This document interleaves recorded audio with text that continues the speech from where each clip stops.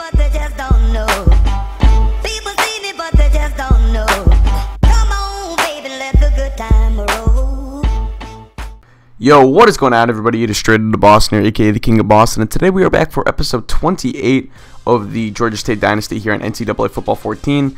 And you can take a look at some new commits that we just received this week. You can also see we are going to be dispensing points out the first minute or so of this video. But anyway, this week we're going up against New Mexico State, a team that is 2-7 overall, but they're 2-3 in the conference, and everyone in our division is either 3-2 or 2-3. Now we are at the head of that right now in the lead due to a tiebreaker at 3-2, but a win for New Mexico State today could flip them towards the top of the conference. We could find ourselves at the bottom. I mean, this is a big game, even though it doesn't seem like it. Another thing is that we're on the road, and I've talked about it in recent weeks, and Burns and I did some research. In this series, I went 9-4 last year, and I'm currently 5-4 heading into this game. That gives me a total record of 14-8. Out of those games, I'm 11-1 at home, making me 3-7 on the road. So I'm not a good road team, and we're at the road, or we're on the road, I should say, against New Mexico State, looking just for our third ever road victory. That is not good. So this is going to be a tough game, believe it or not, even though they are 2-7. They've looked good recently. You can take a look at the conference standings here and kind of see what I'm talking about. But look at how close that is in the Belt Division. Just very close. A lot of teams with 5-3, 5-4 overall records. The tiebreaker is going to be crazy if it comes down to the end.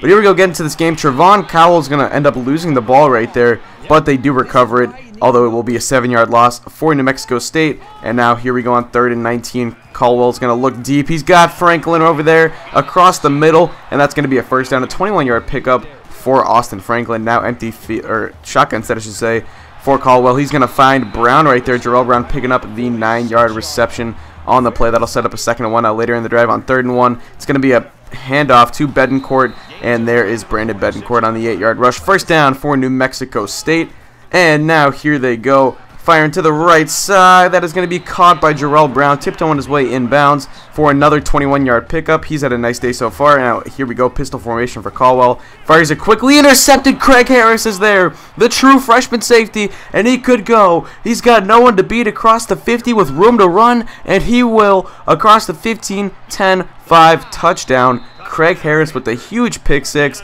and we get the first point of the ball game as we will jump out to an early 7-0 lead. But here we go, they're going to get the ball back, 2nd and 10. Our defense did not look sharp in that first possession. Let's see if we can clean it up. And there's a little outside route. Those little down and outs at around 5-10 yards deep, those are really going to come and hurt us this game, as you will see.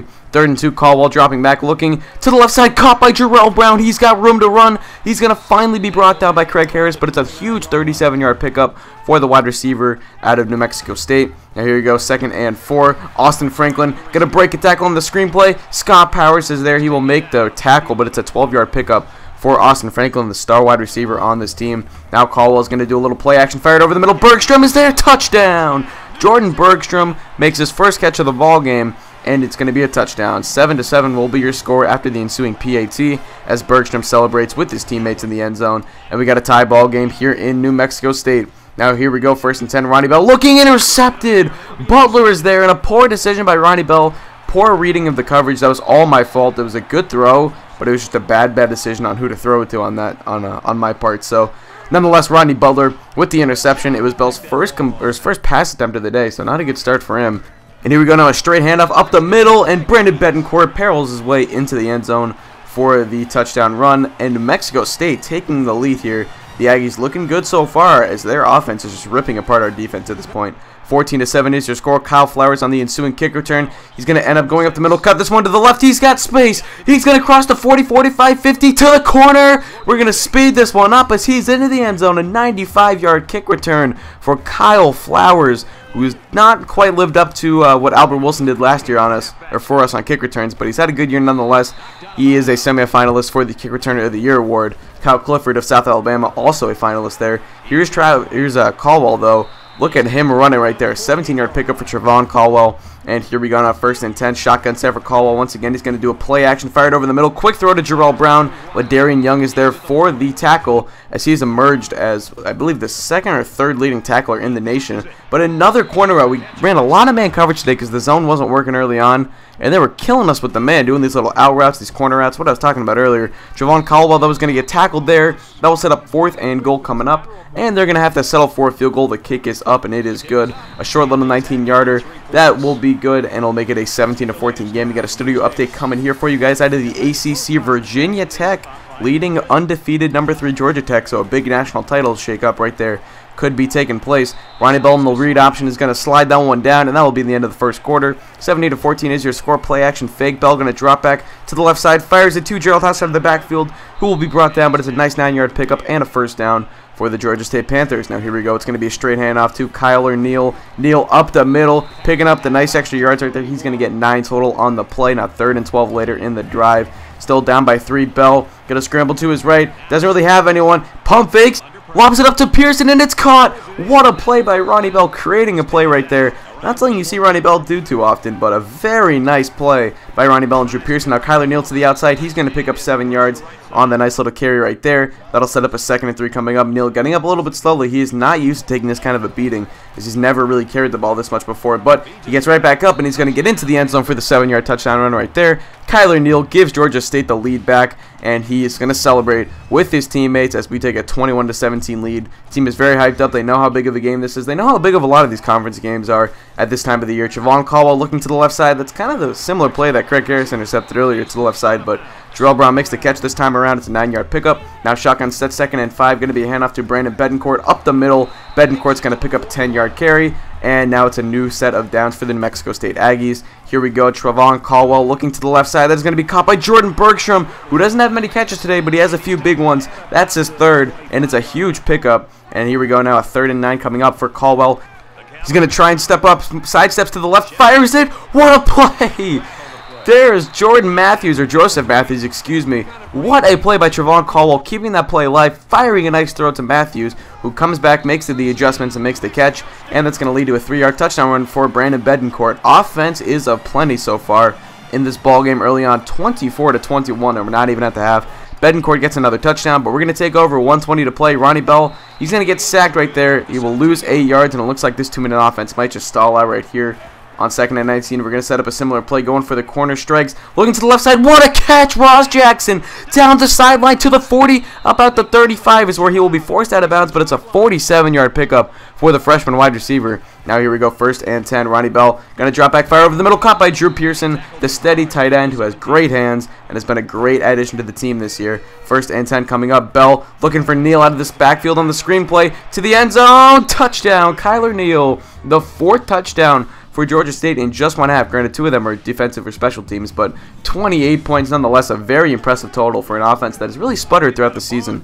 28-24 is your score going into the half. We've had games where neither team scores. We've had games where the combined score wasn't this high at points this season, and it's been an offensive showcase so far. Really, this defense is not that strong outside of the dome. It's very interesting. I don't know what it is, but we just play so much better at home, and that's not going to be good because we play South Alabama on the road this year. That's going to be very tough. And I believe we might actually have, we have 1 more game on the road to end off the year, so I think we already played our last home game. But nonetheless, 1st and 10 as Ronnie Bell will take over here to start out the 3rd quarter. Jordan Giles cutting across the middle makes the 18-yard pickup on the slant route. Now 2nd and 9, Ronnie Bell going to drop back, look left side, caught by Jordan Giles. Tries to make a man miss. He'll be brought down at the 35-yard line. It's a 19-yard pickup for the wide receiver. Now on 3rd and 19, Bell going to drop back, looking deep. Caught by Avery Sweeting. What a throw and catch right there by Ronnie Bell to Avery Sweeting. You don't see this offense go deep too often, but that was a nice play. Here's a triple read option. Bell's going to keep it. He's got space. He's got the end zone. Touchdown, Ronnie Bell. A running touchdown for him. Something you've seen a bit more of this year. He did not have a lot of rushing touchdowns last year, but he's really picking it up. A lot more runs on non-designed runs so far this year for Ronnie Bell, although that was a design run, but he's just been much more efficient throughout the year compared to last year. But Joseph Matthews there on the down and out. It's going to be an 8-yard pickup for Joseph Matthews. Now 3rd and 5 coming up for Javon Caldwell. Looking to the left side. That's a wide open Austin Franklin. He could go. He's going to finally be brought down, but it's a 44-yard pickup for Austin Franklin. Now Caldwell and the Aggies are within scoring distance once again. Jarrell Brown on the pitch. touchdown! Jarrell Brown with an 18-yard touchdown run this time. A wide receiver used in the triple option right there. And that is going to cut it back down to a 4-point lead as New Mexico State will tack on the extra point, and it's 35-31. 2nd and 10 coming up for the Georgia State Panthers. Bell looking over the middle, caught by Kyler Neal. An 11-yard pickup for Neal. And now it's a new set of downs, 1st and 10. Read option, Bell going to scramble. He's got tons of space, could not quite get that one block. If that guy could have held his block, we really might have had some running room right there. But nonetheless, 2nd and 15 coming up. Shotgun set once again for Ronnie Bell. He's going to scramble. Not a lot of time. Throws it, almost intercepted, but Jordan Giles comes down with it. Picks up 13 yards. And a 3rd and 1 coming up for the Georgia State Panthers. And here we go later in the drive on 1st and 10. Pistol formation. Handoff to Kyler Neal up the middle. Neal getting some running room. He has been so effective since getting the start over the injured Gerald House a few weeks back. He's remained the starter since House came back, although House does see some carries from time to time. We try to use him in short yardage situations. But check out the throw on the run by Ronnie Bell. Jordan Giles, 24-yard touchdown catch. What a play. Ronnie Bell doing it all today. He's really looked good. Deep ball, short ball, on the run, on the ground. But here we go. Our defense has to step up. Jarrell Brown tearing us apart right now. A 13-yard pickup. Now 1st and 10. Shotgun set. Caldwell looking to the left side. Another corner route right there. And that's a 15-yard pickup for Austin Franklin. Now 1st and 10. Caldwell dropping back. He's got some time. Fires it deep. Caught by Prentavious Moorhead. Yes, that is someone's name. Prentavious Moorhead. What a name. Not going to lie. That is one of the top 5 names we've seen in this series so far. Caldwell looking. End zone touchdown. Joseph Matthews. 10-yard touchdown. And the lead back down to 5. Now they will go for 2 with just minimal time left. They want to cut it to a 3-point game and try to make it a field goal game. So here we go. A chance on the 2-point conversion. Caldwell firing it left side or right side. Another down and out. Jordan Bergstrom right there for the 3-yard reception. Here we go. The onside kick is the game recovered. Linquez Blair's there on the hands team. We will take over with 2 timeouts left. A 1st down will win the ball game for the Georgia State Panthers. So we're going to take over from about the 35-yard line now on 2nd and 5. From around the, or actually I guess we took over on the 40. Kyler Neal to the outside. 1st down, Kyler Neal. The last timeout called by New Mexico State. That's going to be the ball game. Georgia State takes home the victory 42-39. And a rare road victory for the Georgia State Panthers, but they get it done in New Mexico State. Good victory, I thought. A team that's won its last couple games. A team that's kind of threatening in the conference. And we took care of business, but this is definitely a game we're supposed to win. And we showed that we can take care of business on the road, which I think is an accomplishment. So a little bit of momentum heading into next week's showdown against South Alabama. That'll be a good one. You guys won't want to miss that one. It's edition 2 of the rivalry between Burns and I. And we'll see how it goes. Nonetheless, that's going to wrap up the video for me. Thank you guys for watching. Hope you did enjoy. And it doesn't matter.